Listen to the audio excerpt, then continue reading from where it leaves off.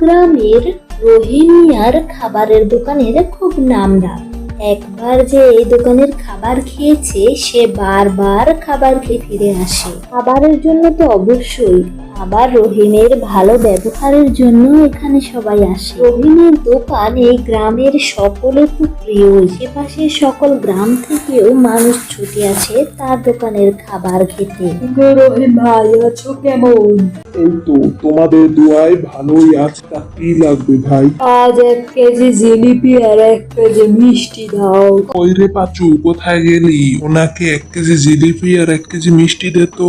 আরে দাদা, তুমি কবে এলে শহর থেকে? এই তো ফিরলাম আজই। তোমার কি খবর? তুমি কেমন আছো বলো? বেশি একটা ভালো নেই, শরীরটা বড় অসুস্থ, আর পেরে উঠছে না একা। তোমার ছেলেটাকে বলো না এখন একটু দোকানের হাল ধরতে। তুমি এখন বিশ্রাম নাও, তোমার তো বয়স অনেক হলো। হ্যাঁ, তা তো অবশ্যই। তোমায় কি দেবো বলো তো? আমায় 100 জিলিপি দাও, আজকে বাড়িতে মেহমান আছে। আরে ওই পাচু, দাদাকে 100 জিলিপি দিয়ে যা তো। এখন তো বেশি খদ্দেরও নেই, যাই আমি একটু ভিতরে গিয়ে জিরোই। ছেলেটাকে বরং এখানে পাঠিয়ে দিই। এই রে পাচু, আমি যাচ্ছি ভিতরে, দেখি সেদিকটা। রহিমের দোকানের এত সুখ্যাতির কারণ এই রান্নাঘর। এখানে কাজ করে শেলি, যে ছিল অনেক পুরনো কারিগর। আর এই ঘরের তদারকির দায়িত্বে আছে রহিমের ছেলে সুজন। কিন্তু সুজন এসব কাজ একদম পছন্দ করতো না। জন, বাবা, সবকিছু ঠিক আছে তো? আজ বিকেলে 1 কিলো জিলেপি পাঠাতে হবে তোর কাকা বাবুর ওখানে, আর ওই দোকানটায়ও 1 কিলো মিষ্টি পাঠাতে হবে।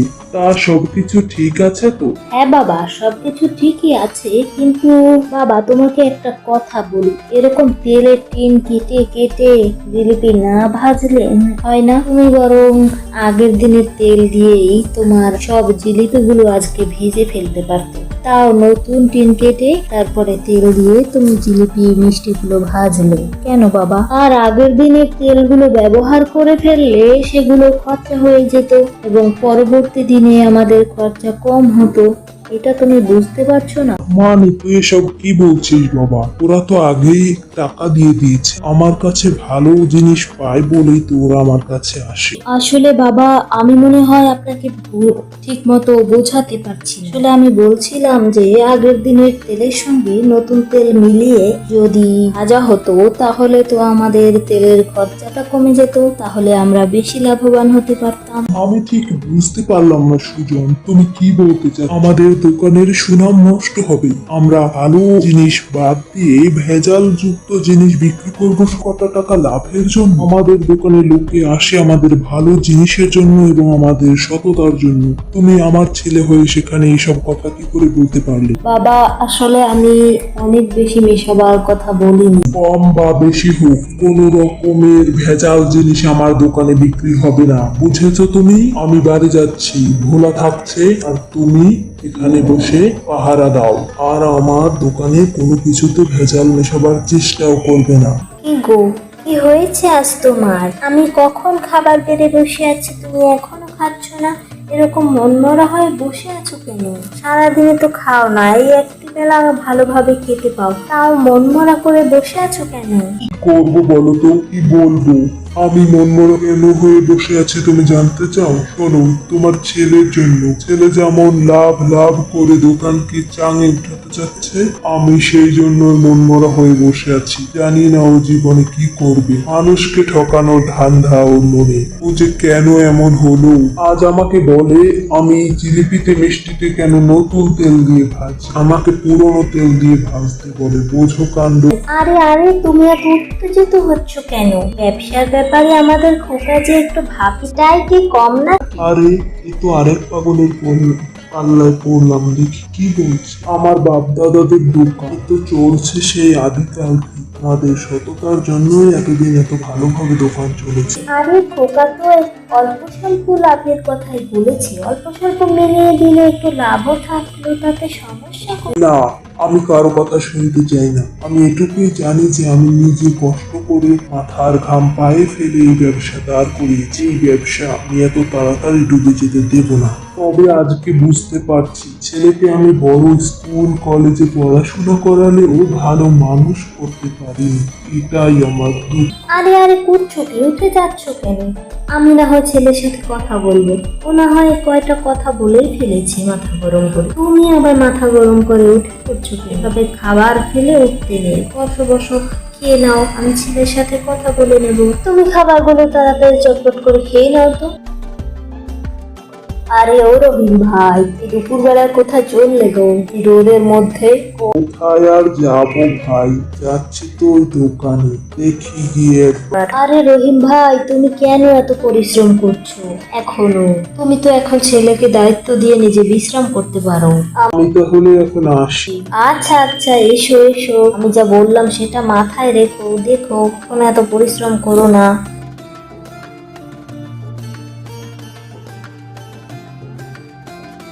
সেলিম এসেছো? শোনো, দুটো কথা বলি। ওদিকে তোমাদের কাজের কত দূর? যত যা পাঠাতে হবে যেথায় সব করে ফেলেছো তো? হ্যাঁ বাবু, করে ফেলেছি, আমরা সব করে ফেলেছি। ব্যাপার কি সেলিম, দাঁড়িয়ে আছো কেন? কিছু বলবে? বাবু, আমি এবার ছুটি নিতে চাই। কেন রে সেলিম, তোর আবার কি হলো? তুই আবার হঠাৎ ছুটে যাচ্ছিস? ছোট বাবু আজ আমাকে চলে যেতে বলেছে। কি বলছিস তুই?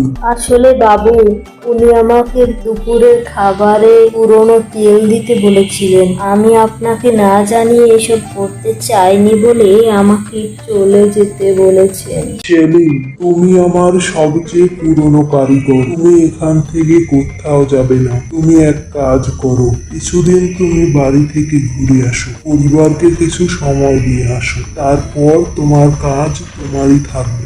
আমি কথা দিলাম, তুমি আবার এসে আমাদের সাথে করবে। যাও, কিছুদিন ঘুরে আসো। আচ্ছা ঠিক আছে বাবু, আপনি যা বলবেন সেটাই করব। সেলিম, এই কত টাকা রাখ কদিনের জন্য, বাড়ি থেকে ঘুরে আয়। খবর দিলে তুই এসে পড়িস, ঠিক আছে? ঠিক আছে বাবু, আপনি যা বলবেন। আজ দোকানের বিক্রি বাট্টা শেষ করে রহিম বাড়ির দিকে রওনা হয়। সে তার সকল কারিগরকে ছুটি দিয়ে দিয়েছে কদিনের জন্য।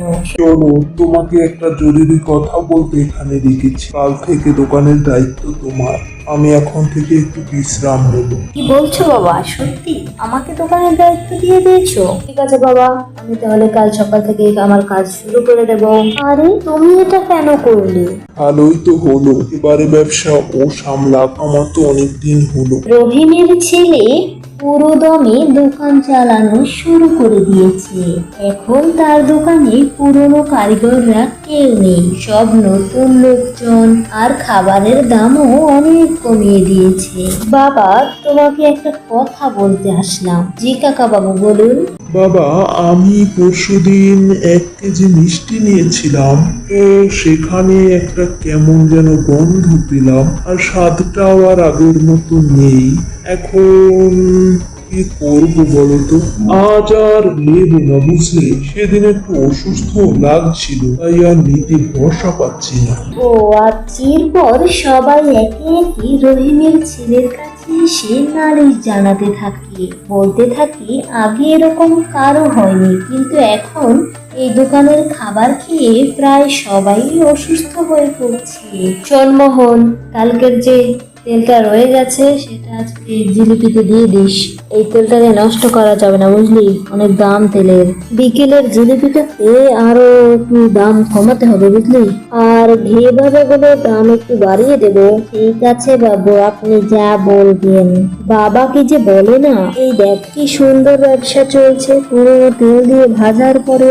বাবা আসলে লাভটাই বুঝলো না, সব সময় খালি টাকা খরচ। আরে সততা সততা করে হবেটা কি যদি টাকাই না কামাতে পারি? ওই হে মায়েরা, বাইরে এসো, যা তা জিনিস আমাদের কাছে বচিয়ে দিয়েছো, সব মানুষ অসুস্থ হয়ে পড়ছে। কি করছো ভিতরে বসে? বাইরে এসো, বাইরে এসো। আমাদেরকে কি পচা জিনিস খাইয়ে পার পাবে বেড়েছিস? বাইরে আয় বলছি, বাইরে আয়। বাবু, আপনি তাড়াতাড়ি এই পিছনের দরজা দিয়ে বেরিয়ে চলে যান, নইলে কিন্তু অবস্থা বেগতিক দেখছি।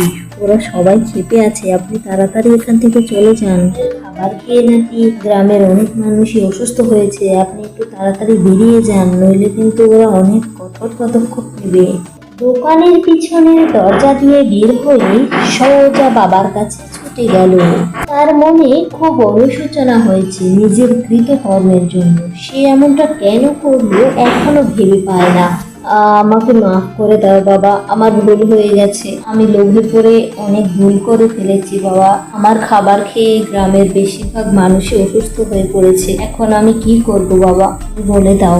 এখন তুমি কিচ্ছু করবে না, শুধু ধৈর্য ধরে সৎ পথে ব্যবসা করবে।